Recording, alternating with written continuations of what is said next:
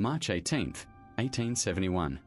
The first light of dawn creeps over Paris like a thief, slipping through the cracks of shuttered windows and the gaps between barricades. The air is thick with the scent of damp stone, gunpowder, and the faint metallic tang of blood, not yet spilled, but coming. Everyone knows it. The city has been holding its breath since the government fled to Versailles, leaving Paris to its own devices, its own dreams, its own revolution. The streets of the Rue de Rivoli, usually bustling with merchants and carts, are empty save for the crunch of boots on frostbitten cobblestones. The National Guard patrols in pairs, their red sashes bright against the grey of their uniforms, their rifles slung low. They are not soldiers in the old sense.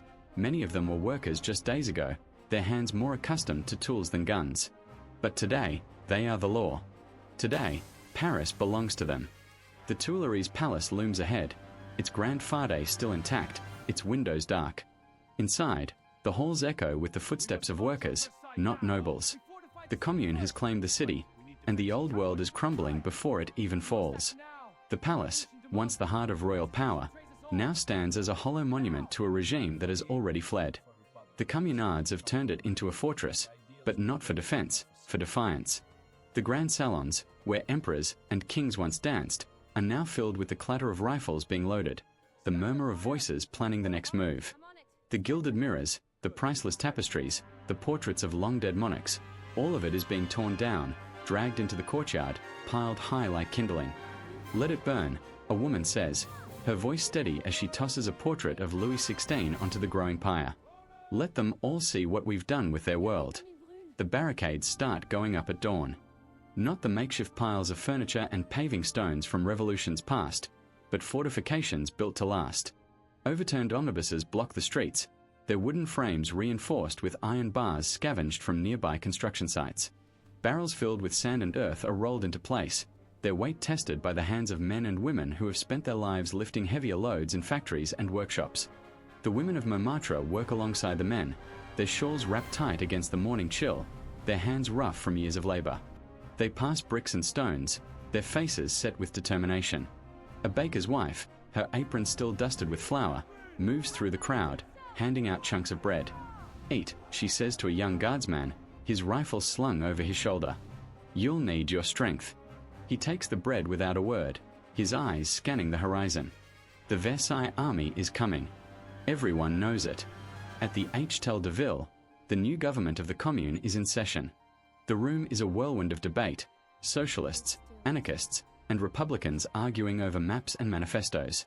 A young printer, his sleeves rolled to the elbows, his hands stained with ink from printing the latest decrees, slams his fist on the table. We should march on Versailles now. He shouts. Strike before they regroup. Show them we won't be caged again. The older men, veterans of the 1848 revolution, shake their heads. They remember how that ended, in blood and defeat, in the streets running red with the bodies of workers. We fortify, one of them says, his voice calm but firm. We hold the city. Let them come to us. The argument rages on, but the decision is already being made in the streets outside. Paris is preparing for war. By mid-morning, the Tuileries is a hive of activity.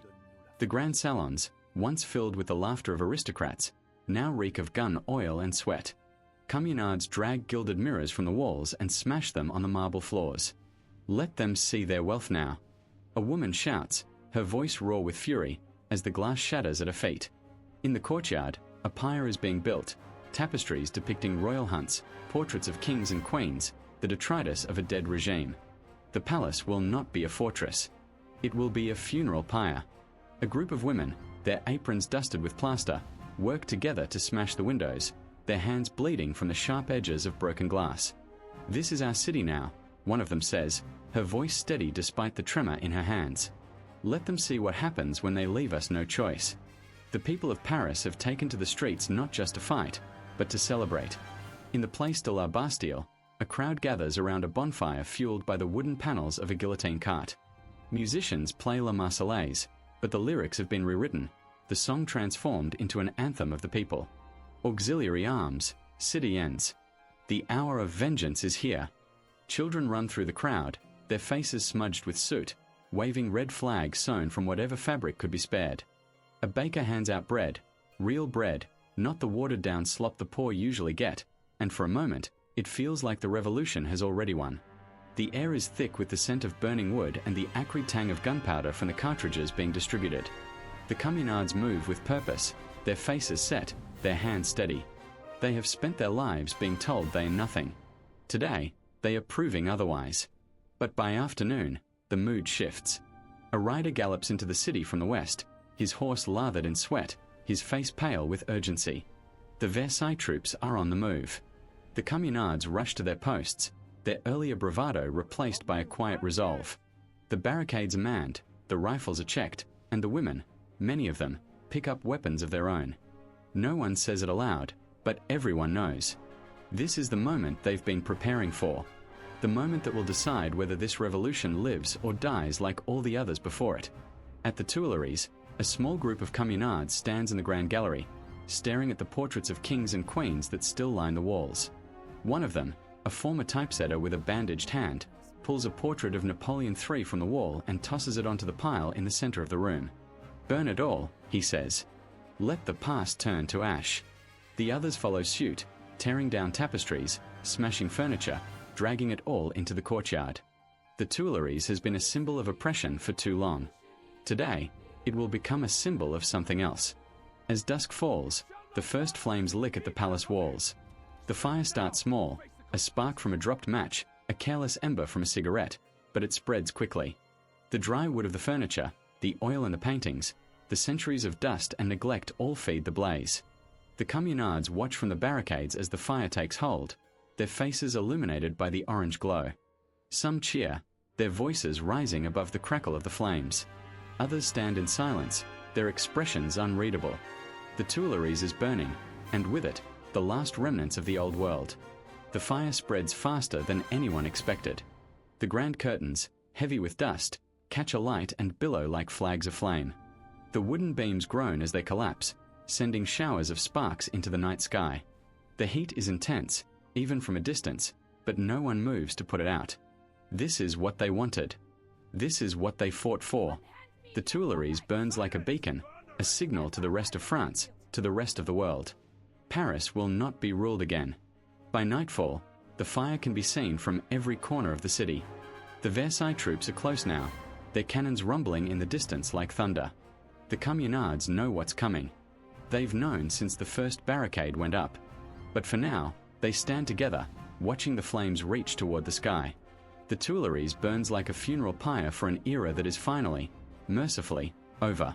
The next morning, the ashes will still be smoldering. The Versailles army will breach the city walls, and the streets of Paris will run red with blood. The Commune will fall, its dream of a workers' republic crushed under the boots of the old order. The barricades will be torn down, the revolutionaries hunted and executed, their bodies left to rot in the streets as a warning to anyone who dares to dream of change. But for this one night, as the fire lights up the sky, it feels like anything is possible. Like the world has been reborn in flame. And in a way, it has. The communards know they may not win. They know the Versailles army is stronger, better armed.